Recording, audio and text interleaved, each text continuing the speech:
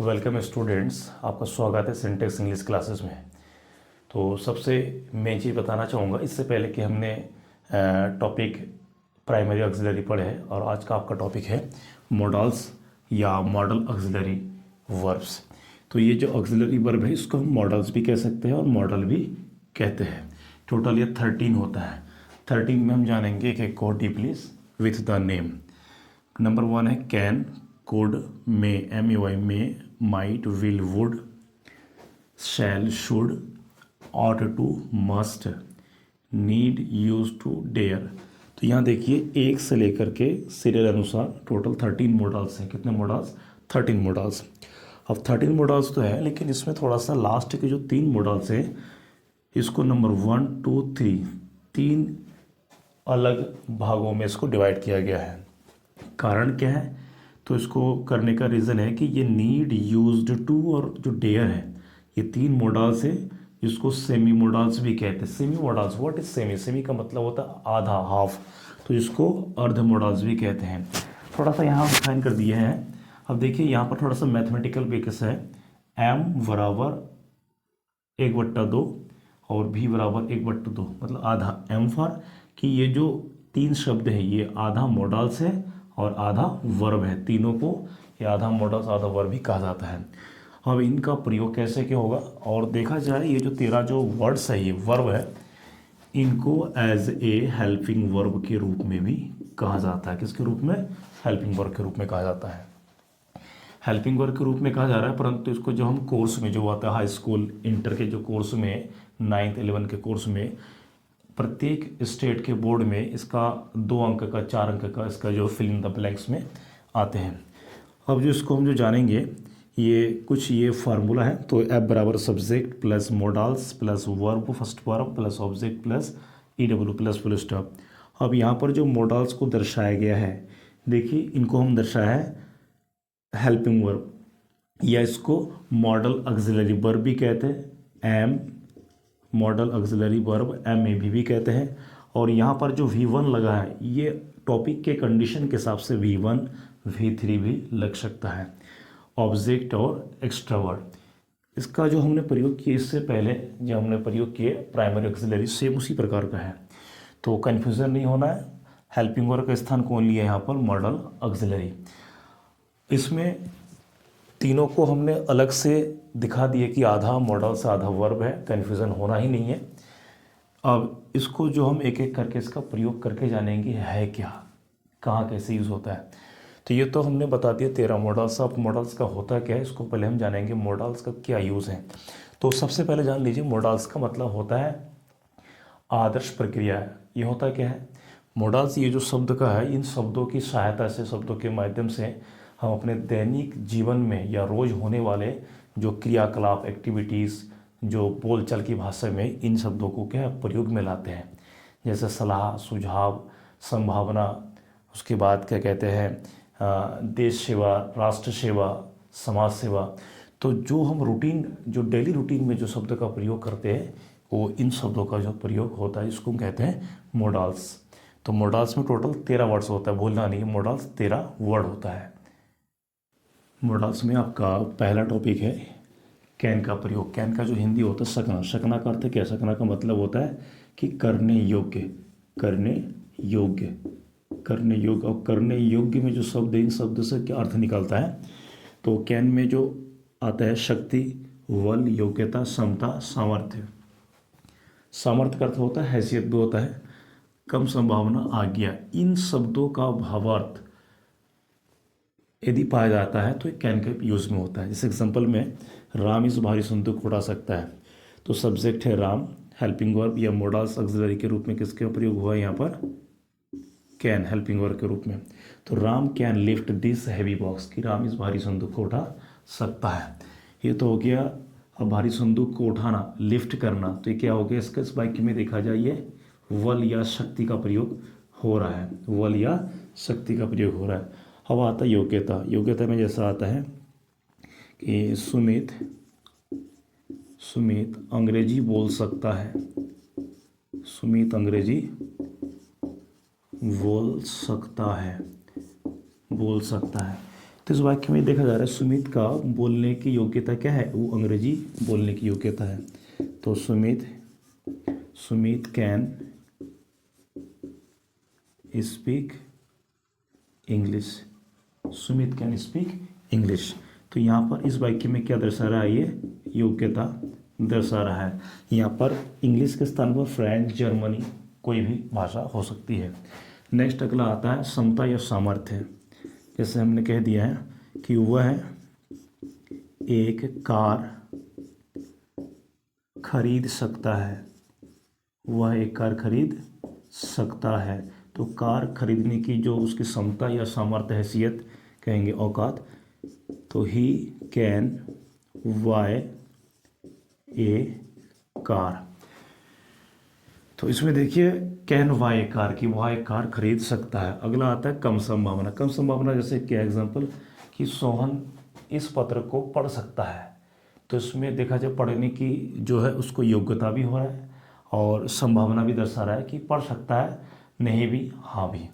अब कम संभावना थोड़ा सा हम और दिखा दें, जैसे कि वह अब जा सकता है, वह अब जा सकता है। तो ही कैन गो नाउ, वह अब जा सकता है, तो उसकी क्या है, संभावना कम है। अब आता आज्ञा की बात। आज्ञा में होता है अनुमति देना, अनुमति लेना। जैसे कैन का जो प्रयोग है ये अपनी उम्र के बराबर के लोगों से या अपने से छोटों से कैन का प्रयोग कर सकते हैं। जैसे क्या है, तुम जा सकते हो, तो यू कैन गो। जैसे एग्जाम सेंटर देते हैं कि तुम जा सकते हो, तुम जा सकते हो, तो यू कैन गो, तुम जा सकते हो, तो ये अनुमति दे रहा है। नेक्स्ट इसी का वाक्य और बना देते हैं कि तुम्हारा भाई अब घर जा सकता है या सकते हैं। तो इस वाक्य से ये दर्शा रहा है कि उसको जाने की अनुमति आप दे रहे हो। तो इसमें हो जाएगा your brother can go to home now. तो ये हो गया कम संभावना। तो इसमें टोटल शक्ति, बल, योग्यता, क्षमता, सामर्थ्य का प्रयोग ये दर्शा दिया है। यही सेंटेंस नेगेटिव भी हो सकता है। अब नेगेटिव में क्या होगा, सिर्फ कैन के साथ लग जाएगा नॉट, नेगेटिव में लग जाएगा कैन के साथ नॉट। अगला जो सेंटेंस होगा कैन का नॉट में, तो इसमें हो जाएगा आपका नेगेटिव सेंटेंस। नेगेटिव सेंटेंस में आपको दर्शाएगा कैन के साथ नॉट का प्रयोग, जिसको कैन नॉट भी या कांट भी कहा जाता है। तो इस एग्जांपल सिंपल है कि तुम अब नहीं जा सकते, मतलब, और नेगेटिव का सेंस ये दर्शाता है कि कैन नॉट में मना करना, निषेध प्रकट करना, कार्य करने के जो है कार्य करने की स्थिति को क्या मना करता है। तुम अब नहीं जा सकते हैं, तो you can not go now, you can not go now, मना कर दे रहा है। अगला नेक्स्ट है कि वह तेजी से भाग नहीं सकता है। तो उसको तेजी से भागने के लिए मना किया जा रहा है कि कोई ना कोई रीज़न होगा, कारण होगा ना भाग पाने की। तो he can not run fast, he can not run fast, वह तेजी से नहीं दौड़ सकता है। तो नेगेटिव का अर्थ इसमें यही है। इसका जो नेक्स्ट आपका टॉपिक है नंबर 2 में है कुड का प्रयोग है। तो कुड का पहले हिंदी जान लीजिए। कुड का जो हिंदी होता है, कुड में से होता है सकता था या सका था। तो सकता था और सका से अर्थ क्या होता है, इसमें जो होता है आपका कि कुड शब्द का क्या यूज़ है। तो कुड जो है ये कैन का पास्ट टेंस है। कुड क्या है, कैन का पास्ट टेंस है। अर्थात पास्ट टेंस का कहने का मतलब ये है कि जो जो प्रयोग हमने कैन के प्रयोग में किया वही काम जब पुराना हो जाता है तो हम क्या लगाते हैं, कुड, मतलब पास्ट की घटना को दर्शाने के लिए कुड का प्रयोग किया जाता है। अब जैसे एग्जांपल के लिए हम करेंगे कि सोहन फ्रेंच भाषा बोल सकता था। तो बोल सकता था कहीं ना कहीं यो बीते हुए समय को दर्शा रहा है। तो Sohan could speak French language.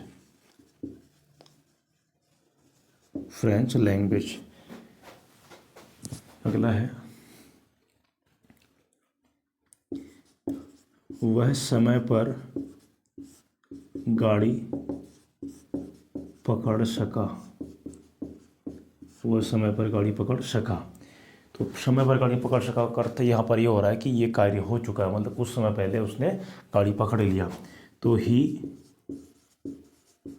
Could catch the train, गाड़ी का अर्थ यहाँ पर ट्रेन ले सकते हैं। He could catch the train on time,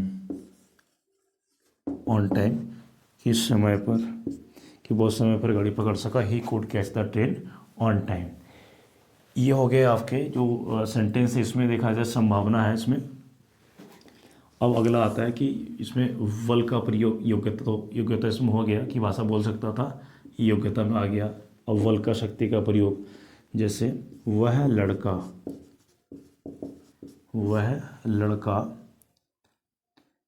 इस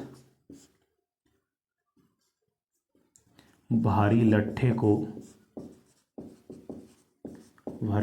को उठा सकता था। तो that boy could lift this. अब भारी लट्ठे का होगा हैवी लॉग या बीम भी कह सकते हैं, बीम बीम। अब इसमें जैसे ये सारे सेंटेंस आपके हो गए, ये अफर्मेटिव में है। नेगेटिव में यदि होगा तो नेगेटिव में सिर्फ लगेगा कुड नॉट, नेगेटिव में कुड नॉट। इसमें जैसे सेंटेंस और भी होता है, ये मतलब पास्ट को दर्शा रहा है। जैसे एग्जांपल क्या है कि सोहन या रोहन, जैसे ये कह सकते हैं कि जब वह 11 साल का था तो तेजी से दौड़ सकता था, मतलब कहीं ना कहीं पास्ट की घटना को दर्शा रहा है। अब हम करेंगे इसका कुड का नेगेटिव सेंटेंस। तो नेगेटिव में आपका लग जाएगा could plus not, could not भी कह सकते हैं या कुडंट भी कह सकते हैं।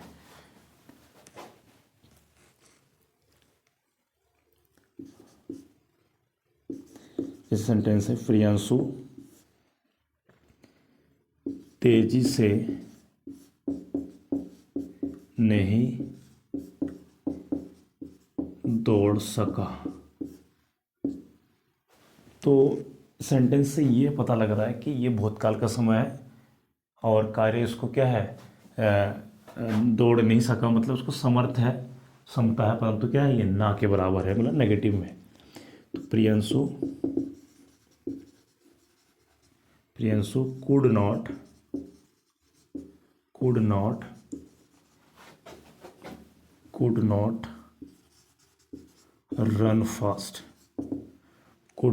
रन फास्ट, तो नेगेटिव लग गया है।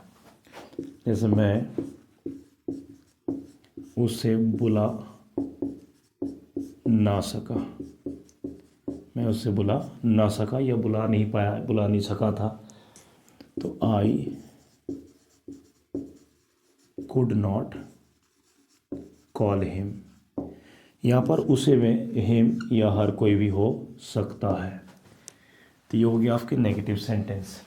नेगेटिव में सिर्फ कुड नॉट लगाना है ताकि पास्ट की घटना को दर्शा सके। और ये हो गया नेगेटिव के कुड नॉट का प्रयोग। कुड का स्पेशल यूज़ है, तो स्पेशल यूज़ है कुड का विशेष प्रयोग। तो इसमें ये दर्शाएगा कि स्पेशल कहने का अर्थ क्या है। तो इसमें भी सेम चीज़ है, इसमें शक्ति, सामर्थ्य, योग्यता रहेगा, परंतु इसमें क्या होगा, नम्र निवेदन,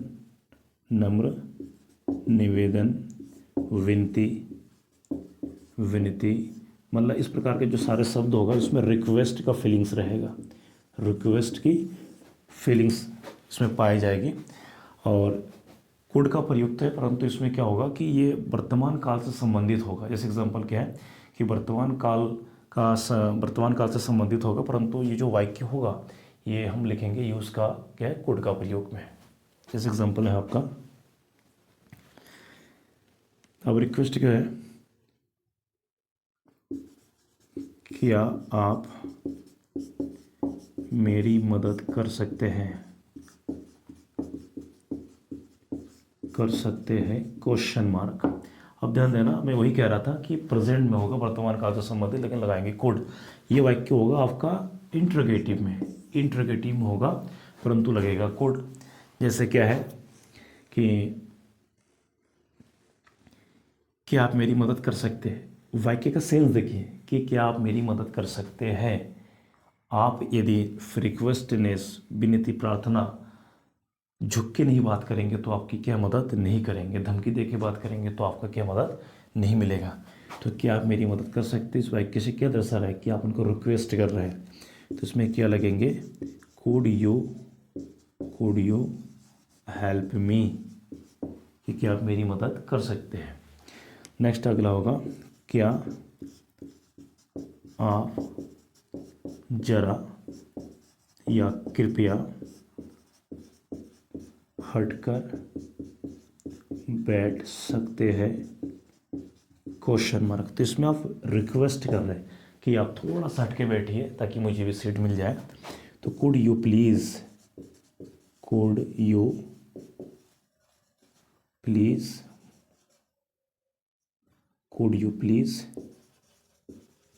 मूव, क्योंकि आप ज़रा हटकर बैठ सकते हैं।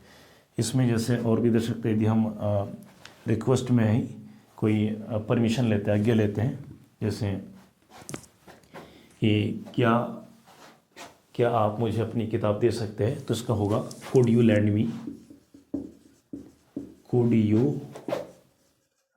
Me your book. तो ये भी दिखा जाए, ये परमिशन में, आज्ञा में है, आप उधार मांग रहे हैं। Could you land me your book, क्या आप मुझे अपना पुस्तक दे सकते हैं।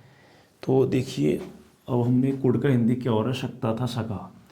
इसमें जो हिंदी हो रहा है क्या है, सकते हैं, मतलब प्रेजेंट का फीलिंग्स दिखा रहा है, परंतु सेंटेंस में क्या लग रहा है, शुरू में कुड, तो ये कुड लगेगा इसमें।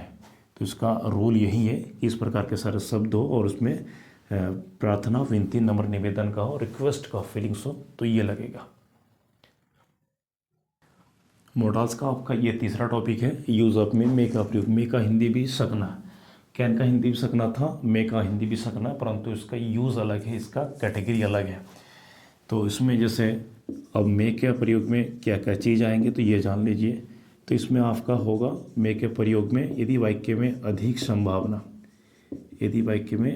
संभावना या अनुमति लेना या देना, जिसको हम कहेंगे आज्ञा का भाव हो, तो क्या लगाएंगे, हम मे का प्रयोग करेंगे। तो पहले हम जैसे दिखाते हैं, जैसे कोई सेंटेंस है कि वर्षा हो सकती है, तो वर्षा हो सकती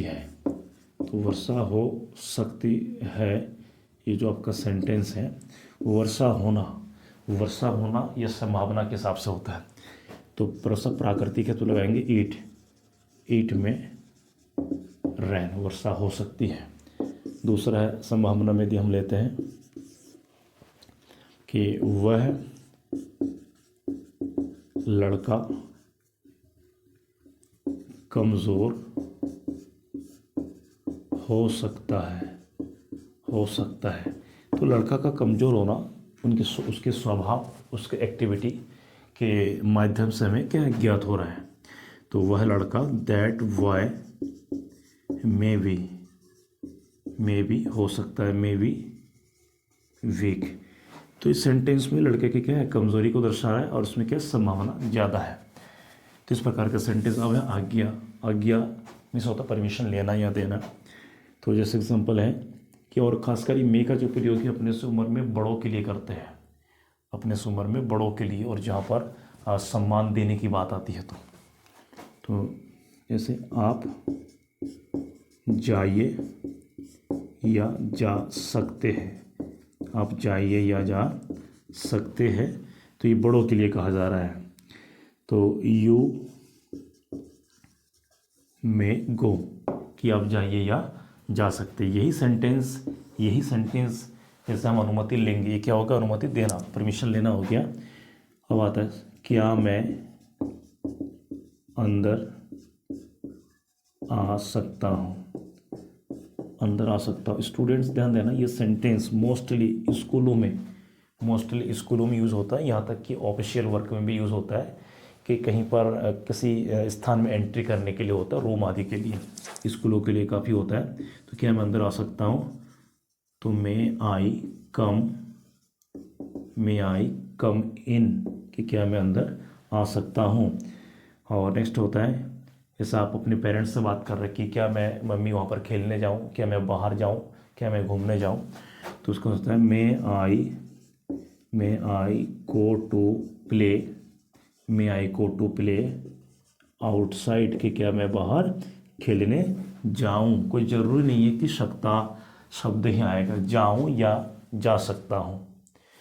तो इस प्रकार का सेंटेंस आपका ये हो गया, मे के प्रयोग में परमिशन लेना क्या है? अधिक संभावना को दर्शाता है। दूसरा चीज़ है कि इसके जो सेंटेंस है, सेंटेंस बातचीत के कंडीशन के हिसाब से हम इसको प्रयोग में लाते हैं। अगला जो है इसका मे का विशेष उद्देश्य होगा। अब मे का विशेष उद्देश्य, अब ये जो विशेष उद्देश्य क्या है इसको हम जानेंगे थोड़ा सा डीपली। विशेष उद्देश्य का अर्थ यहाँ पर क्या होता है? मे का विशेष उद्देश्य, तो इसमें क्या होता है? इसको कुछ नियम होता है। नियम में ये दर्शाता है इसमें कि इस प्रकार के वाक्य में दो सेंटेंस होते हैं, दो सब्जेक्ट होता है। इसमें क्या होगा आपका कि दो वाक्य होगा, और जब दो वाक्य होगा तो इसमें इसमें दर्शाता है कि फर्स्ट टाइप जो सेंटेंस है, फर्स्ट टाइप जो वाक्य है, यदि वो प्रेजेंट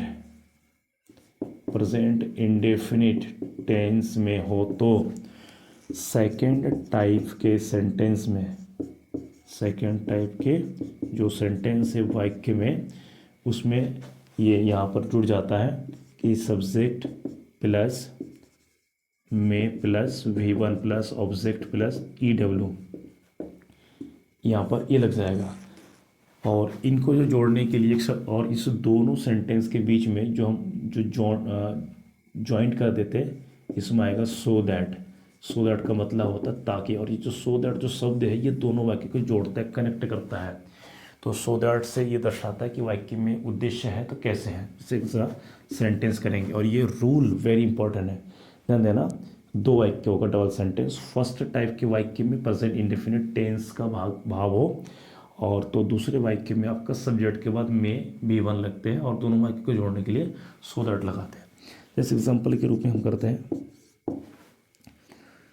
जैसे राम प्रतिदिन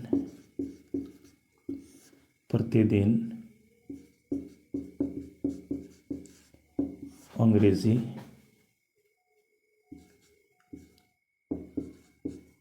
पढ़ता है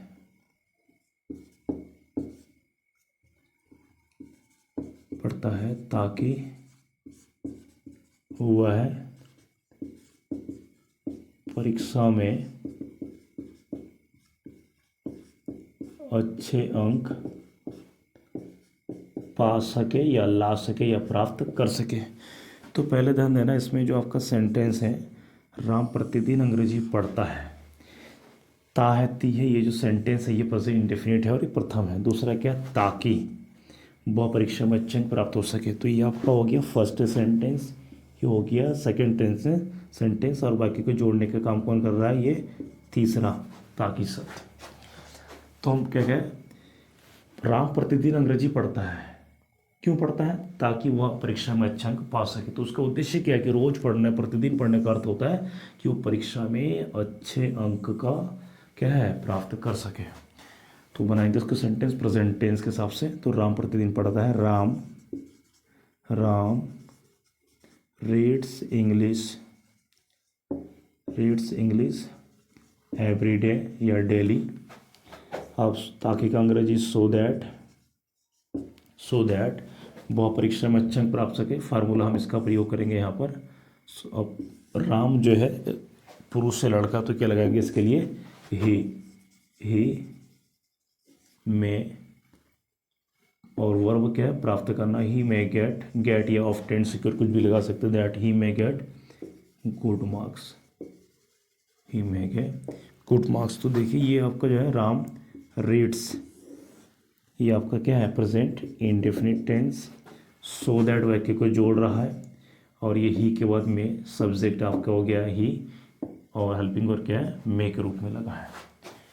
तो इसमें विशेष उद्देश्य पाया जा रहा है। यही सेंटेंस यदि होगा कि जैसे हमने एक सेंटेंस और बता देते हैं, सीमा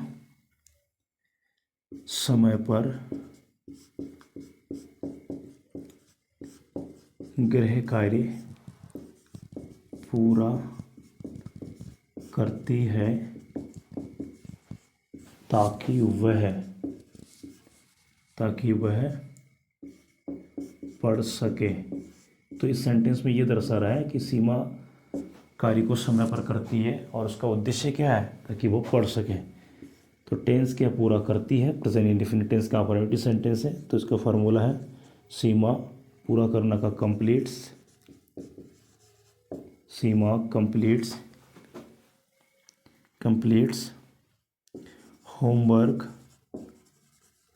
होमवर्क ऑन टाइम। होमवर्क कुछ भी हो सकता है उसका, घरेलू कामकाज, ताकि को क्या है सो दैट। अब वह के लिए सीमा लड़की है तो क्या होगा सी, सो दैट सी में रीड। तो इसमें ये जो दो वाक्य है ये इसका विशेष उद्देश्य में जो वेरी वेरी इंपॉर्टेंट है। अब स्टूडेंट्स मेक अप जो नेक्स्ट जो रूल है, अब इस रूल में थोड़ा सा ये डिफरेंट है कि हम वाक्य के अंत में इंटरजेक्शन मार्क लगाएंगे। इंटरजेक्शन मार्क हिंदी अंग्रेजी दोनों में लगेंगे और इनके जो वाक्य काफ़ी स्पेशल रहेगा, काफ़ी डिफरेंट रहेगा। और इसमें होता क्या है, इसमें होगा यदि वाक्य शुरुआत में जैसे शुभ कामना देना, किसी को शुभ कामना देना, और किसी के लिए प्रार्थना करना, विनती करना, दुआ करना। तो शुभकामना, शुभ इच्छा, विनती, प्रार्थना, दुआ करना, व दुआ देना इत्यादि जो भाव रहेगा उसके लिए मे का प्रयोग होता है। तो इस प्रकार के वाक्य के शुरू में ध्यान देना, शुरू में मे लगाते हैं और अंत में लगाते हैं प्रश्नवाचक का चिन्ह नहीं, ये इंटरजेक्शन का मार्क है। मतलब पूर्ण विराम के नीचे भी हिंदी, और ये आपके हिंदी और इंग्लिश दोनों के अंत में ये चिन्ह रहेंगे। तो इसका पहले हम आइए करते हैं कुछ सेंटेंस। शुभकामना जैसे क्या है शुभकामना। और एक चीज़ है कि यदि वाक्य में भगवान या ईश्वर शब्द हो तो उसमें लगाएंगे may plus god plus other words. इसका ये ट्रिक है, ये may plus god plus other words. जैसे एग्जांपल पे क्या है कि भगवान आपका भला करे, भगवान आपका भला करे, और ये इंटरजेक्शन मार्क है। तो कहीं ना कहीं वाक्य आपको क्या दे रहा है, वाक्य में ये कह रहा है कि भगवान आपका भला करे, मतलब आप किसी के लिए अच्छा सोच रहे हैं, उसके लिए शुभ कामना कर रहे हैं, दुआ कर रहे हैं। तो भगवान शब्द तो क्या लगाएंगे may God bless you, may God bless you, ये चिन्ह रहेगा। अगला सेंटेंस है आपकी आयु दीर्घ हो, आपकी आयु दीर्घ हो। तो ये दीर्घ का मतलब होता है बड़ा।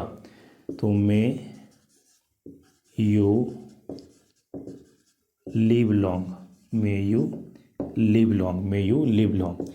ध्यान दीजिए, अक्सर ये बोर्ड एग्ज़ाम में या इंग्लिश पेपर के ग्रामर सेक्शन में ये बहुत यूज़ आता है। ये इसी का एक आध सेंटेंस और हम कर ले रहे हैं।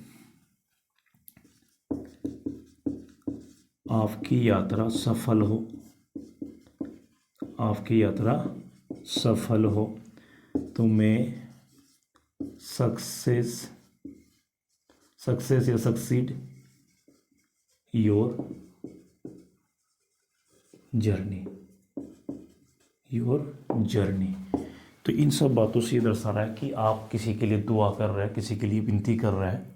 इस प्रकार का सेंटेंस, भगवान या ईश्वर हो तो क्या लगा दिया यहाँ पर, गॉड। तो ये आपका ये मे का जो प्रयोग है, इसमें आपने ध्यान देना, rule number first, second, third इत्यादि के हिसाब से आपने मे का कॉन्सेप्ट क्लियर कर लिया है।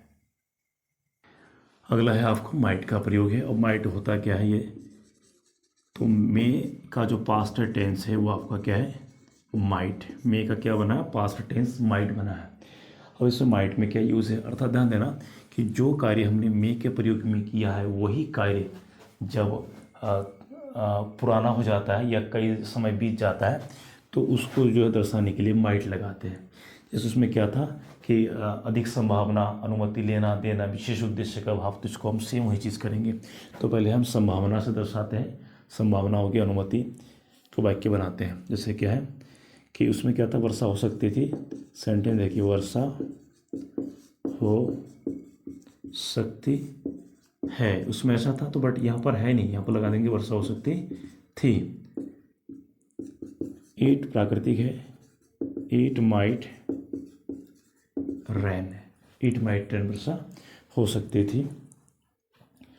या नेक्स्ट सेंटेंस है आपका, कल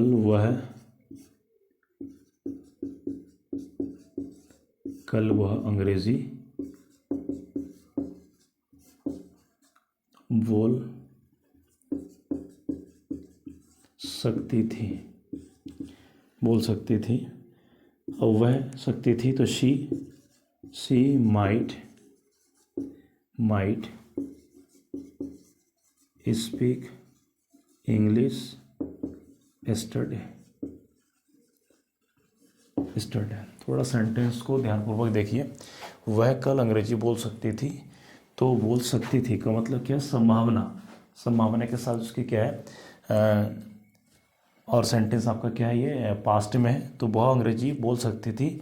इसको कैन का कुड भी लगा सकते हैं, बट यहाँ पर हम संभावना को दर्शाते हैं। एग्जाम्पल क्या कि कल वो अंग्रेजी बोल सकती थी का मतलब क्या, कल उसने बोला नहीं, इसका मतलब क्या है, वो बोल सकती थी, कोई ना कोई रीज़न रहा होगा ना बोलने की। तो ये हो गया इसका संभावना। अब आता अनुमति का। अनुमति जैसे क्या है कि सोहन जा सकता था, सोहन जा सकता है, क्या, सोहन जा सकता था, सोहन जा सकता था। एज अ परमिशन के हिसाब से देखेंगे, अनुमति देने के हिसाब से, तो सोहन माइट गो, सोहन जा सकता था, सोहन माइट को, ये अनुमति के हिसाब से। यदि वाक्य को हम सिंपल वाक्य में दिखाएंगे कैन का, तो सोहन जा सकता था, सोहन कुड गो, बट यहाँ पर क्या अनुमति के हिसाब से बात किया जा रहा है।